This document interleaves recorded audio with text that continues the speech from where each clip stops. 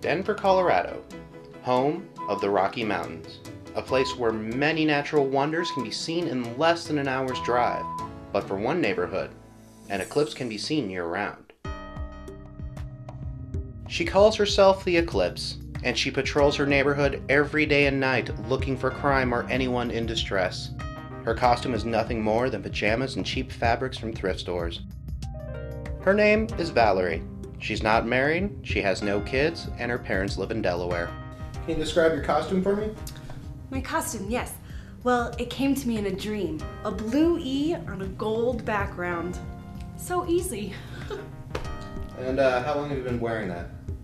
Oh, I've worn it every day for the past 10 years. Before you became a superhero? Oh, yes.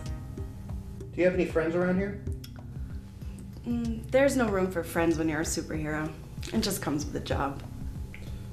Why do you call yourself the Eclipse? Well, I received my powers on a lunar eclipse. I'm not sure if they're related, but I like the name. And so what are your powers? My powers? Yes, your special powers. Oh, that's an interesting question. I'd have to say they're truth, honor, equal justice, and the pursuit of happiness. Well, those seem more like traits to me. I mean powers. You know, Superman can fly, Batman is rich and has a belt, the Hulk changes when he's mad. You know what I mean? Well, I can move things with my mind. And how did you achieve this? While making a daring escape from prison, I fell and hit my head. Did anyone chase after you?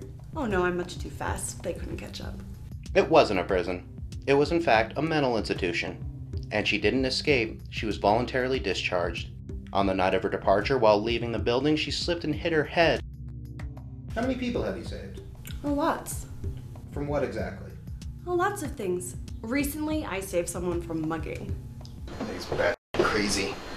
Where are you supposed to be looking? Meet Bob and Jane. One night, while taking a romantic stroll, the Eclipse misinterpreted Bob as a mugger who was harming Jane. She attacked Bob, beating him senselessly with a frying pan. Well, around the neighborhood, we call her Looney Eclipse. I mean, come on. She messed up my nose, my shoulder, my neck, not to mention the erection problems. Do you always resort to violence? Not always. One time, I stopped a man from committing suicide. He nearly leapt off a building. I wasn't trying to kill myself. I was sandblasting rust. I mean, it's part of my job. All of a sudden, this crazy chick just starts screaming at me from the ground. My boss comes up to me, and he thinks that she's my ex-girlfriend or something. I mean, he fires me. He f***ing fires me on the spot. What would you consider your most heroic feat? I saved a whole group of children from a pedophile. I ain't no damn pedophile. David Whippleheimer was spotted outside a charter school giving ice cream to a group of children. I'm a coach. Me and my boys here had just won a big game, so I decided to get him some ice cream. Before I know it, from out of nowhere, this crazy lady comes hitting me with a garbage can. Then she says, "You know my limits, I know your limits, so now we can respect each other." What the f does that mean? I lost 3 years of my life to her. 3 f***ing years. I'd never known the touch of a man until I went to prison. Never. While very few praise the idea of what the Eclipse is doing, others are not. Most see her as a nuisance who is really making things worse than they already are. Do you see yourself as a role model in the community? Absolutely. What would you like to say to those who say bad things about you? For Channel 6 News, I'm Alex Rodriguez.